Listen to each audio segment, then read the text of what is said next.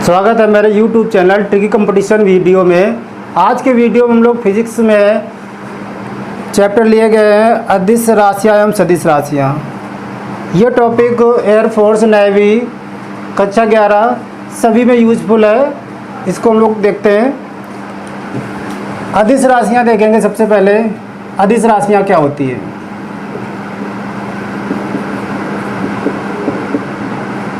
इसकी डिफिनेशन है सिंपल सी, वे भौतिक राशियाँ जिनमें परिमाण के साथ साथ केवल परिमाण की ज़रूरत होती है, दिशा की नहीं। वे भौतिक राशियाँ जिनमें केवल परिमाण की आवश्यकता होती है, दिशा की नहीं, उन्हें अदिश राशियाँ कहते हैं। जैसे कहा जाए किसी वस्तु की चाल 3 किलोमीटर प्रति घंटा है, 3 किलोमीटर प्रति घंटा है, इसमें दिशा की बात नहीं की गई है, तो ये अदिश राशि है। चाल कैसी राशि है? अदिश राशि है। अब इसी में कह दिया जाए वेग की जब बात होगी तो 3 किलोमीटर प्रति घंटा पूर्व दिशा में या पश्चिम दिशा में, कुछ भी यहाँ पे दिशा की चर्चा हो जाए तो समझो वेग है। अगर दिशा नहीं लिखी तो वही चीज़ चाल बन जाती है। चाल अदिश राशि है, वेग सदिश राशि है। दोनों में सिर्फ इतना ही डिफरेंस है कि ये सदिश राशि है और ये अदिश राशि है। ठीक है। फिर इसके बाद आता है सदिश राशियाँ। सदिश राशियाँ क्या होता है, इसकी बात कर लेते हैं। इसकी परिभाषा होती है, सदिश राशियाँ वे भौतिक राशियाँ होती हैं जिनमें परिमाण के साथ साथ दिशा की भी ज़रूरत होती है। परिमाण प्लस दिशा, यानी वे भौतिक राशियाँ जिनको व्यक्त करने के लिए परिमाण के साथ साथ दिशा की भी आवश्यकता होती है, सदिश राशियाँ कहलाती हैं। उदाहरण सदिश राशियाँ, उदाहरण होता है वेग, विस्थापन, त्वरण, बल, संवेग, आवेग आदि। और इसका उदाहरण क्या है अदिश राशियों का? जैसे हो गया क्षेत्रफल, और आयतन, दूरी, चाल, समय, विद्युत धारा आदि। तो देखो, इनको अगर हम लोग ट्रिक से पहचानना सीखे कंपटीशन के हिसाब से, तो सदिश राशियों को पहचानने का तरीका ये है। देखो, सदिश के लिए कैसे पहचानेंगे? किसी वर्ड में अगर वा या बा आ जाए, वा या बा आ जाए तो सदिश राशि होती है। जैसे इसमें देखिए, ये वेग लिखा हुआ है, वेग में ये वा आया हुआ है, ये सदिश राशि है। विस्थापन में ये वा आया है, त्वरण में वा आया है, ये बा आया, इसमें बल में बा आया, संवेग में वा आ गया, आवेग में वा आ गया। तो सब तुम्हारे कैसी सदिश राशियाँ हैं। इसका एक जो अपवाद है, अपवाद एक है विद्युत धारा। विद्युत धारा अपवाद है क्योंकि इसमें वा तो आ रहा, लेकिन ये अदिश राशि है, तो इसको अलग से याद रखेंगे। और कंपटीशन में ज़्यादातर यही पूछ लिया जाता है, क्योंकि लोग हम जब ट्रिक से याद करते हैं, ये वाली ट्रिक इस्तेमाल करेंगे तो ये दे देगा तो ट्रिक से गलत हो जाएगा, इसलिए दे देते हैं। तो इसको बहुत ध्यान से याद रखना है। ठीक है। विद्युत धारा अदिश राशि है। फिर अगर वह और बा नहीं है तो बाकी सारी राशियाँ तुम्हारी किस में आ जाती हैं? अदिश में आ जाती हैं। इससे पहचानेंगे सदिश। अगर वो नहीं है तो ऑटोमेटिक अदिश होगा। ठीक है। तो इस तरीके से आप लोग अदिश एवं सदिश राशियों का एक क्वेश्चन सॉल्व कर सकते हैं। फिर बात कर लेते हैं सदिश राशियों की।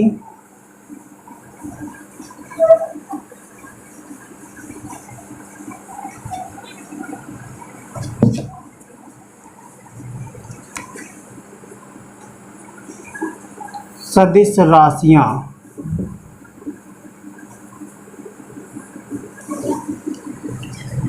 तो देखिए, किसी भी सदिश राशि को एक तीर से व्यक्त करते हैं, एक एरो से व्यक्त किया जाता है। इस एरो में ये जो इसका मुंह होता है दिशा को व्यक्त करता है, और इसकी तीर की जो लंबाई होती है, लंबाई व्यक्त करती है परिमाण को। ठीक है, तो जैसे कह दिया जाए 5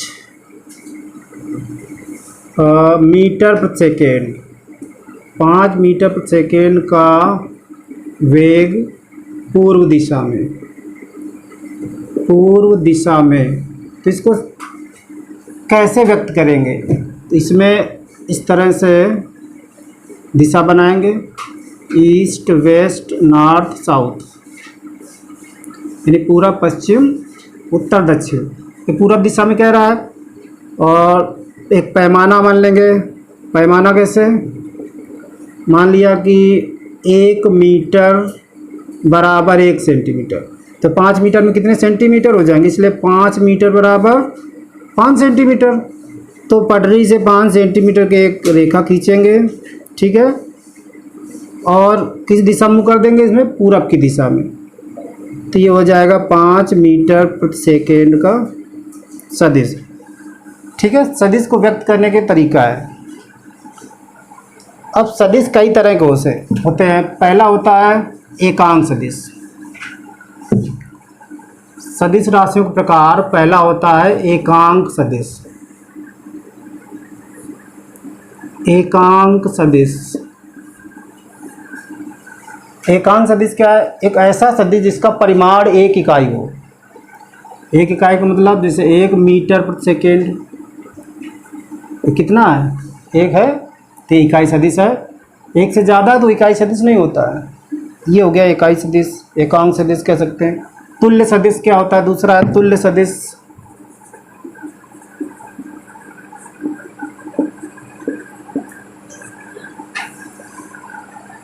तुल्य सदिश दो ऐसे सदिश होते हैं जिनके मात्रक और दिशाएं समान होती हैं। मात्रक कह सकते हैं, परिमाण कह सकते हो, परिमाण और दिशा समान होती है तो वो तुल्य सदिश होते हैं।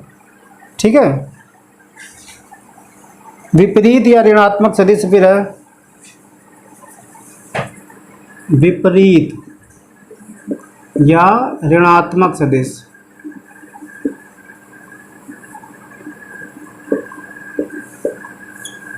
ठीक है, मान लीजिए एक सदिश है OA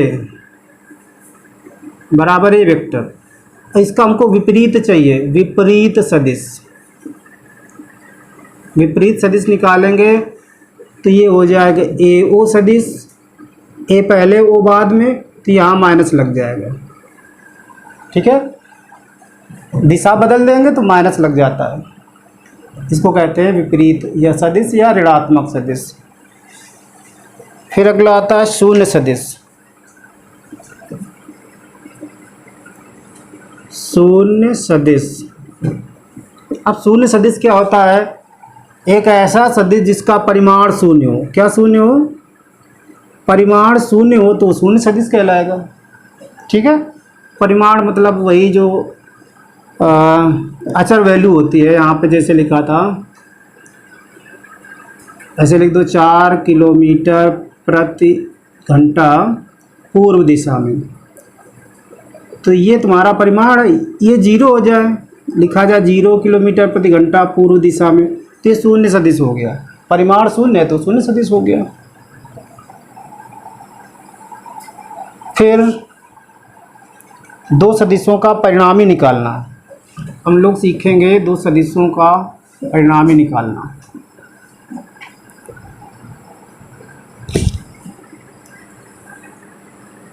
जैसे एक सदिश दिया है ए वेक्टर इधर को, और इससे देखो क्षैतिज से 60 अंश के कोण पे ये दूसरा सदिश दिया है बी वेक्टर, और इनको हम परिणामी चाहिए दोनों का। तो क्या करेंगे, जितना इसका परिमाण है उतने का एक सदिश खींच लेंगे। जितने का ये परिमाण है उसका एक सदिश खींचेंगे ऐसे। ठीक है, नाम दे दिया कुछ भी OA, ए वेक्टर हो गया, और इसको आगे बढ़ा दीजिए डैश डैश, और यहाँ से 60 अंश कोण बनाती रेखा ऐसे खींच देंगे। ये हो जाएगा बी वेक्टर, नाम दे दो AB, तो ओ को बी से मिला देंगे, ओ को बी से मिला देंगे तो ये परिणामी आता है, परिणामी आया ओ बी वेक्टर। ये क्या, इसका मतलब हो गया a vector plus B vector. A vector और बी वेक्टर दोनों को जोड़ेंगे तो ये परिणामी आ गया। ठीक है, सदिशों को ऐसे जोड़ा जाता है।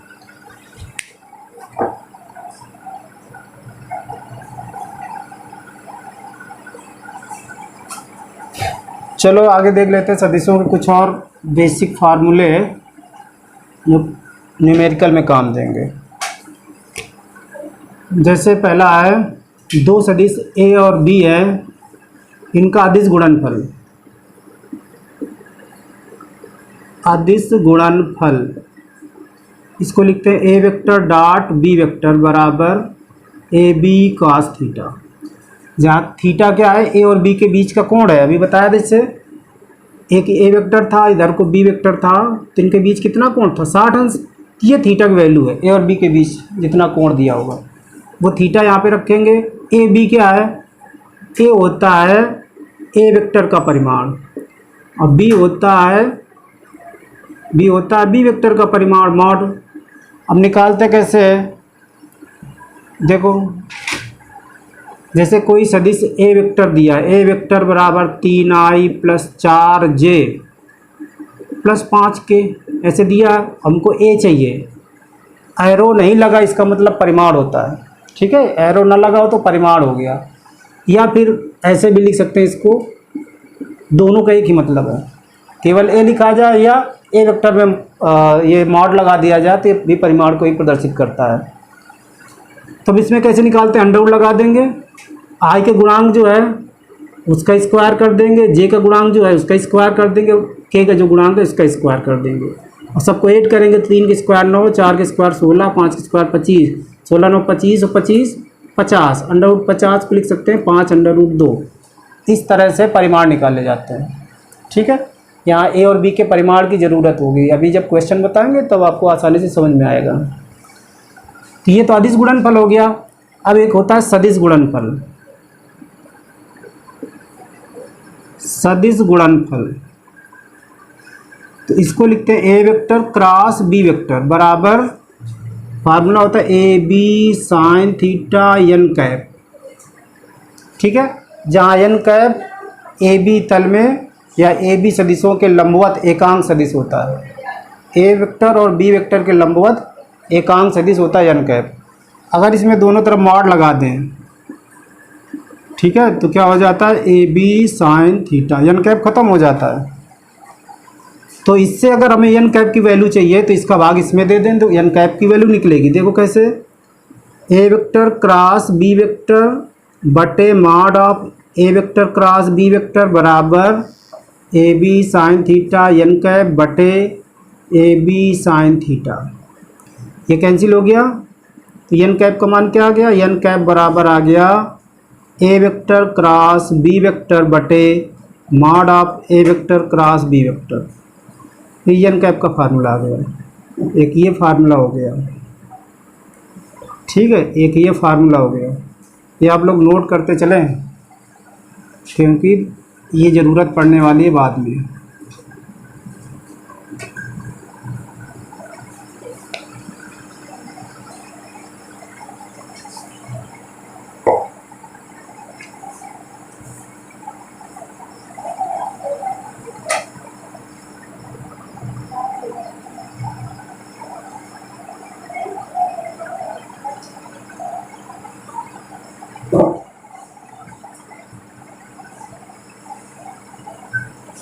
तो आगे देखते हैं।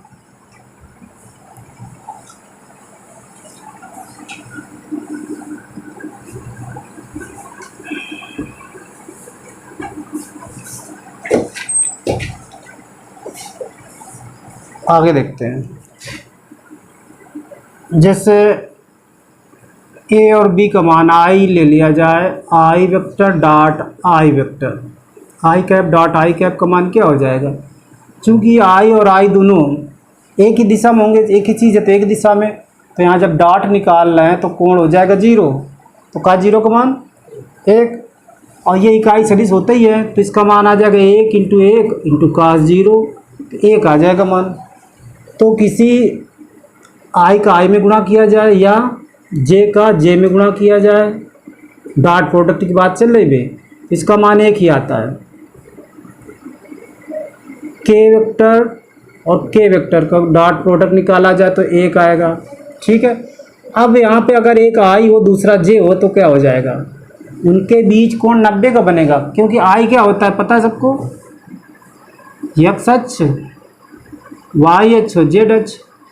इस दिशा में आई होता है, इस दिशा में जे और इस दिशा में के। तो इनकी दिशाओं के बीच, तीनों के प्रत्येक के बीच 90-90 कोण होता है। तो जब इनका डॉट प्रोडक्ट निकालेंगे इस फार्मूले से, तो 1 इंटू कास 90, कास 90 का मान 0 होता है तो पूरा 0 आ जाएगा। तो विपरीत है, अगर एक आई दूसरा जे तो उसका मान 0, एक जे दूसरा के तो 0, एक के हो दूसरा आई हो तो भी 0। 3 फार्मूले, 3 ये 6, इनको याद रखिएगा। फिर आगे बढ़ते हैं।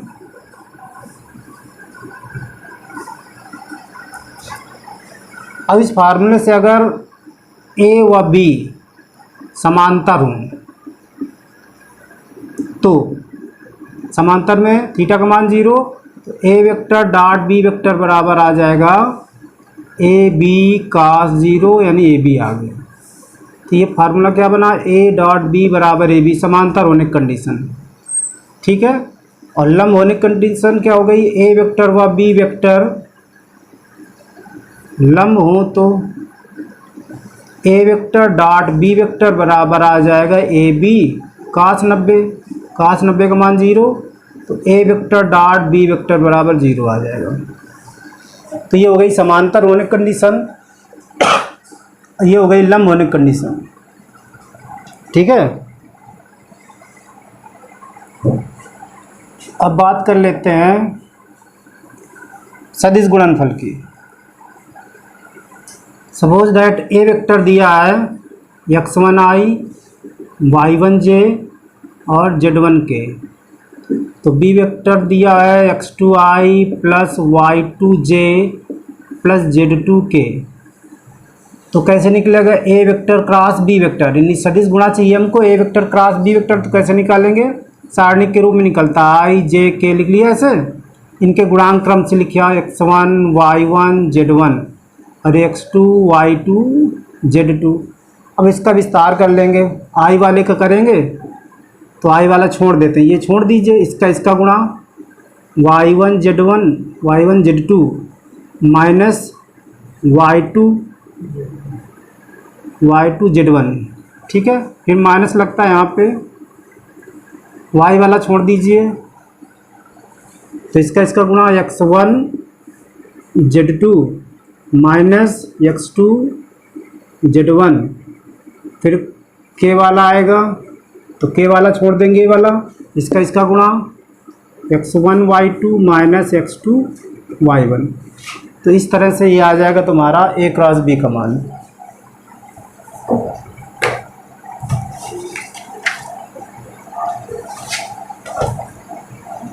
अब देखते हैं कुछ ऑब्जेक्टिव क्वेश्चन।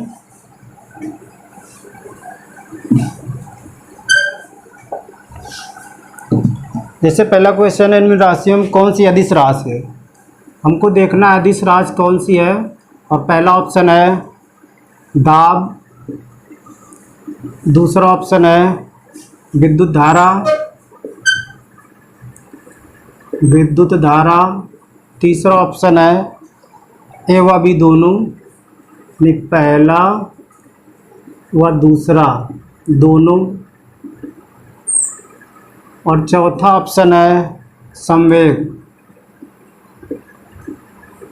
तो बताना है 4 में से कौन सा अदिश है, बता सकते हो। विद्युत धारा अभी बताया ट्रिक से, ये ट्रिक में अपवाद है, विद्युत धारा वही है, तो ये अदिश राशि हो गया। ठीक है, इसी तरह दूसरा ऑप्शन है, दूसरे के ऑप्शन है सदिश राशि बताना, पहला विस्थापन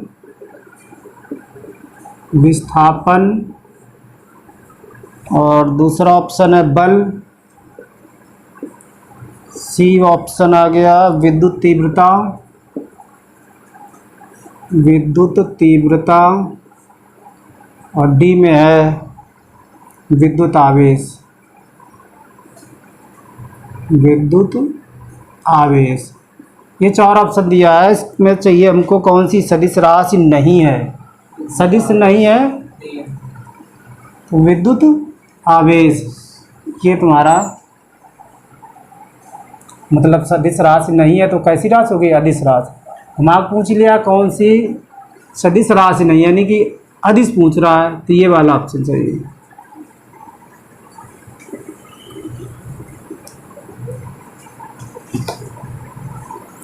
कहता निम्नलिखित में से किस समूह में सभी राशियां सदिश हैं? पहला है द्रव्यमान कार्य ऊर्जा, द्रव्यमान कार्य ऊर्जा, और दूसरा ऑप्शन है बल विस्थापन आवेश, बल विस्थापन आवेश। तीसरा ऑप्शन है विद्युत तीव्रता संवेग त्वरण, विद्युत तीव्रता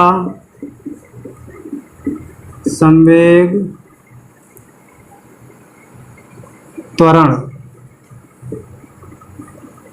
लास्ट ऑप्शन है घनत्व कार्य दाब, घनत्व कार्य दाब। तो इसमें बताना है किस समूह में सभी राशियां सदिश हैं। देखिए इसमें द्रव्यमान पहले ही अदिश दिया है तो इसको छोड़ देंगे। बल संवेग है, विस्थापन सदिश है, बल सदिश है, आवेश अदिश हो गया तो ये सभी नहीं है इसमें। विद्युत तीव्रता सदिश राशि है, संवेग सदिश राशि है, त्वरण भी संवेग सदिश राशि है, तो ये तीसरा सी ऑप्शन सही है। चौथा चेक कर लेते हैं, घनत्व सदिश राशि पहले ही दिया हुआ है तो ये भी नहीं है, नहीं सी ऑप्शन सही है। ठीक है,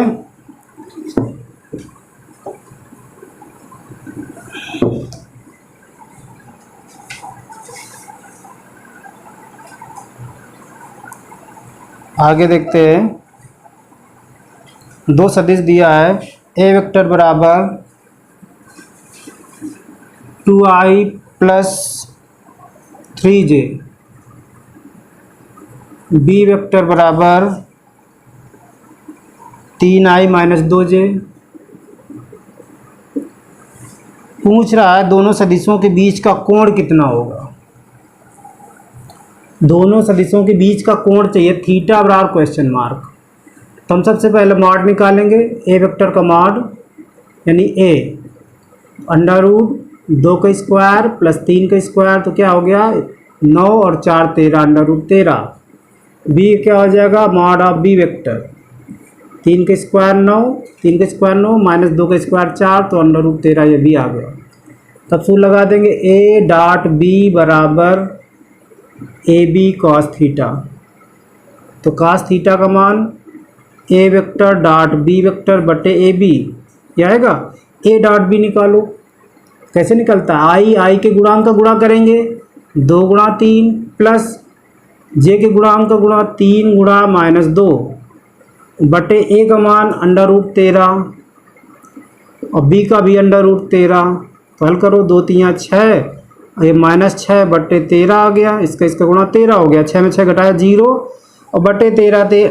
तो जब अंश 0 हो गया तो हर में कुछ भी हो तो उसका मान 0 हो जाता है। तो ये आया कास थीटा का मान 0। तो कास में 0 मान किसका होता है, कास 90 का होता है। तो थीटा बराबर 90 अंश या π/2, ये ऑप्शन हो गया। इसमें ऑप्शन दिया हुआ है सी वाला सही है।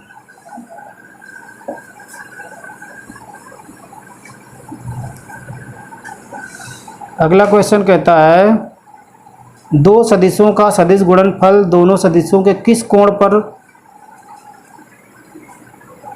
होता है।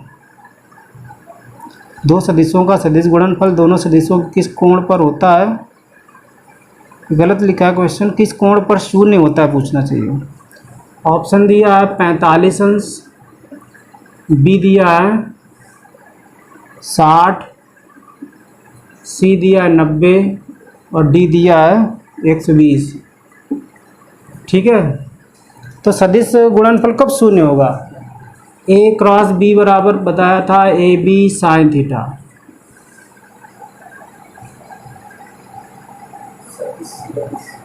सवाल ही गलत है। दो सदिशों का सदिश गुणनफल दोनों सदिशों से किस कोण पर होता है?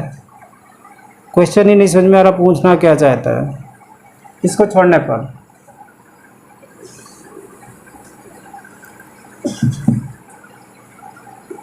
एक समतली सदिश 2i + 3j मात्रक है, इसके समकोणिक घटक हैं।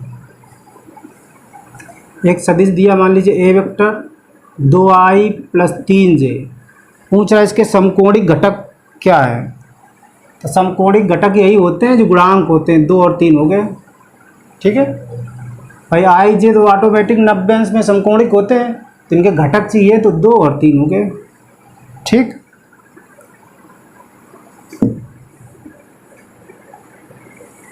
अगला क्वेश्चन है, 4 ऑप्शन दिया, a + b = b + a, a + b = b + a। ठीक है, वेक्टर है। दूसरा है a vector - b vector = b vector - a vector. तीसरा है a vector cross b vector = b vector cross a vector. और चौथा, इनमें से कोई नहीं, इनमें से कोई नहीं। अब 4 ऑप्शन में से कौन सा सही है? कौन सा स्टेटमेंट सही है? a + b = b + a, यानी सदिशों का योग क्रम विनिमय नियम का पालन करता है, तो ये वाला सही है। सदिशों को घटाना क्रम विनिमय नियम का पालन नहीं करता, और सदिशों का सदिश गुणनफल भी क्रम विनिमय का पालन नहीं करता। ये सदिशों का अदिश गुणनफल क्रम विनिमय नियम का पालन करता है।